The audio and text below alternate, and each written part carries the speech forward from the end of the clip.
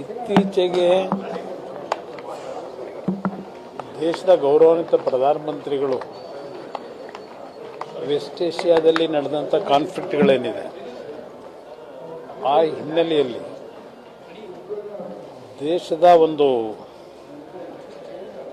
ಆರ್ಥಿಕ ಪರಿಸ್ಥಿತಿಗಳ ಹಿನ್ನೆಲೆಯಲ್ಲಿ ಮುಂದಿನ ದಿನಗಳು ಯಾವುದೇ ರೀತಿಯ ನಮ್ಮ ಒಂದು ವೇಗಕ್ಕೆ ತಡೆ ಆಗಬಾರದು ಅಂತಕ್ಕಂಥ ನಿಟ್ಟಿನಲ್ಲಿ ಸುಮಾರು 9 ವಿಷಯಗಳಿಗೆ ಸಂಬಂಧಪಟ್ಟ ಹಾಗೆ ಸಾರ್ವಜನಿಕರಲ್ಲಿ ಮನವಿ ಮಾಡಿದ್ದಾರೆ. ಅವರ ಮನವಿ ದೇಶದ ಹಿತದೃಷ್ಟಿಯಿಂದ ಇವತ್ತು ಮುಂದೆ ಆಗ್ತಕ್ಕಂಥ ಅನಾಹುತಗಳಿಗೆ ನಾವು ಪ್ರಿಕಾಷನರಿ ಮೆಷರ್ಗಳನ್ನು ತೆಗೆದುಕೋಬೇಕಾದಂಥ ಹಿನ್ನೆಲೆಯಲ್ಲಿ ಅವರು ಸಲಹೆ ಕೊಟ್ಟಿರ್ತಕ್ಕಂಥದ್ದನ್ನು ವಿರೋಧ ಪಕ್ಷಗಳು, ವಿಶೇಷವಾಗಿ ಕಾಂಗ್ರೆಸ್ ನಾಯಕರು ಹಲವಾರು ರೀತಿಯ ಟೀಕೆಗಳನ್ನೇನು ಮಾಡ್ತಾ ಇದ್ದಾರೆ. ಈಗ ನಾನು ಅವ್ರನ್ನ ಪ್ರಶ್ನೆ ಮಾಡಲಿಕ್ಕೆ ಬಯಸ್ತೀನಿ.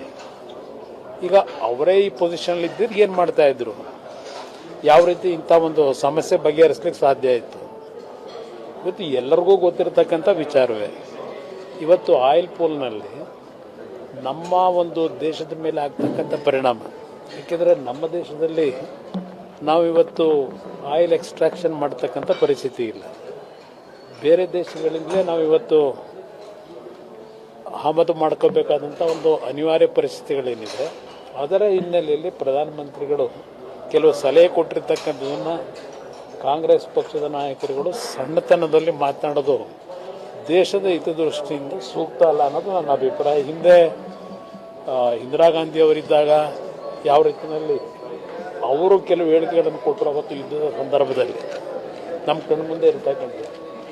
ನಾನು ರಾಜ್ಯದ ಮುಖ್ಯಮಂತ್ರಿಗಳಿಗೆ ಹೇಳಲಿಕ್ಕೆ ಬಯಸ್ತೀನಿ, ಅವರು ಪ್ರತಿಯೊಂದು ಸಂದರ್ಭದಲ್ಲೂ ಕೇಂದ್ರ ಸರ್ಕಾರದ GDP ಬಗ್ಗೆ ರಾಜ್ಯ ಸರ್ಕಾರದ ಹೋಲಿಕೆ ಮಾಡ್ಕೊಳ್ತಕ್ಕಂಥದ್ದೇನಿದೆ, ಕೇಂದ್ರ ಸರ್ಕಾರದ ಜವಾಬ್ದಾರಿ ಇಡೀ ರಾಷ್ಟ್ರದ ಎಲ್ಲ ರಾಜ್ಯಗಳ GDP ಗ್ರೋತ್ ಏನಿದೆ ಅದೆಲ್ಲವನ್ನ ಇವತ್ತು ಕ್ರೋಢೀಕರಿಸಿ ಕೇಂದ್ರ ಸರ್ಕಾರದ ಜವಾಬ್ದಾರಿಗಳೇನಿದೆ ಅದನ್ನು ನಿರ್ವಹಣೆ ಮಾಡ್ತಕ್ಕಂಥದ್ದು ಹೆಚ್ಚಿನ ಜವಾಬ್ದಾರಿ ಕೇಂದ್ರ ಸರ್ಕಾರದ ಮೇಲೆ ಇರ್ತದೆ.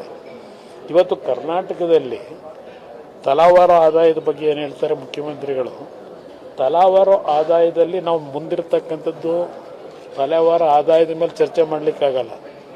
ಇವತ್ತು ಉತ್ತರ ಕರ್ನಾಟಕ ಭಾಗದಲ್ಲಿ, ವಿಶೇಷವಾಗಿ ಕಲ್ಯಾಣ ಕರ್ನಾಟಕ, ಯಾವ ಪರಿಸ್ಥಿತಿಯಲ್ಲಿ ಜನ ಇದ್ದಾರೆ. ಇವತ್ತು ದೇಶದಲ್ಲಿ ಒಂದೊಂದು ರಾಜ್ಯದಲ್ಲಿ ಒಂದೊಂದು ರೀತಿಯಲ್ಲಿ ಇವತ್ತು ಬೆಳವಣಿಗೆಗಳಿದೆ. ಹಲವಾರು ರಾಜ್ಯಗಳು ಯಾವ ಒಂದು ಆರ್ಥಿಕವಾಗಿ ಹಿಂದುಳಿದಿರ್ತಕ್ಕಂಥ ಒಂದು ಸನ್ನಿವೇಶದಲ್ಲಿ ಇವತ್ತು ಅಲ್ಲಿ ಹೆಚ್ಚಿನ ಜವಾಬ್ದಾರಿಯನ್ನು ಕೇಂದ್ರ ಸರ್ಕಾರ ನಿರ್ವಹಣೆ ಮಾಡಬೇಕಾಗಿದೆ. ರಾಜ್ಯ ಸರ್ಕಾರ ಪ್ರತಿಯೊಂದು ಸಂದರ್ಭದಲ್ಲಿ ಕೇಂದ್ರ ಸರ್ಕಾರದ ಬಗ್ಗೆ ಟೀಕೆಯನ್ನು ಮಾಡ್ತಾರೆ.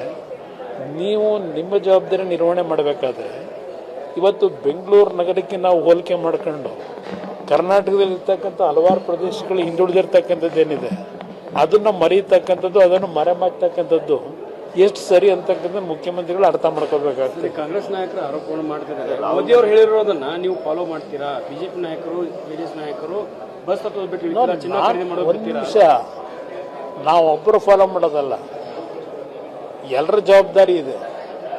ದೇಶದ ಹಿತದೃಷ್ಟಿ ಬಂದಾಗ ಎಲ್ಲ ಪಕ್ಷಗಳು, ಎಲ್ಲ ಸರ್ಕಾರಗಳ ಜವಾಬ್ದಾರಿ ಇದೆ. ಅಲ್ಲಿ ಒಬ್ಬರ ಜವಾಬ್ದಾರಿಯಿಂದ ಇದನ್ನೆಲ್ಲ ಸರಿಪಡಿಸ್ಲಿಕ್ಕೆ ಆಗೋದಿಲ್ಲ.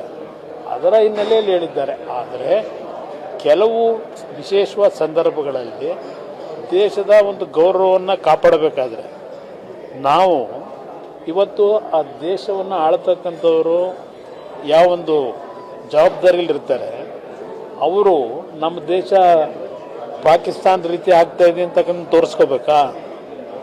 ಇದನ್ನೆಲ್ಲ ಕಟ್ ಮಾಡಲಿಕ್ಕೆ ಹೋಗಿ. ಆದರೆ ಇವತ್ತು ಆ ಸ್ಥಾನದಲ್ಲಿ ಕೆಲಸ ಮಾಡ್ತಕ್ಕಂಥವ್ರಿಗೆ ಅವರವ್ರದ್ದೇ ಆದಂಥ ಒಂದು ಪ್ರೋಟೋಕಾಲ್ಗಳಿರುತ್ತೆ. ಅದನ್ನು ಇವತ್ತು ಸಣ್ಣತನದಲ್ಲಿ ಮಾತನಾಡೋದು ಸೂಕ್ತ ಅಲ್ಲ. ಮೊದಲು ಇವರುಗಳ ಒಂದು ಜವಾಬ್ದಾರಿ ಏನಿದೆ ಅದನ್ನು ನಿರ್ವಹಣೆ ಮಾಡ್ತಕ್ಕಂಥದ್ದಕ್ಕೆ ಏನು ಮಾಡಬೇಕು ಅನ್ನೋದ್ರ ಬಗ್ಗೆ ಯೋಚನೆ ಮಾಡಲಿ ಅನ್ನೋದು ನನ್ನ ಅಭಿಪ್ರಾಯ.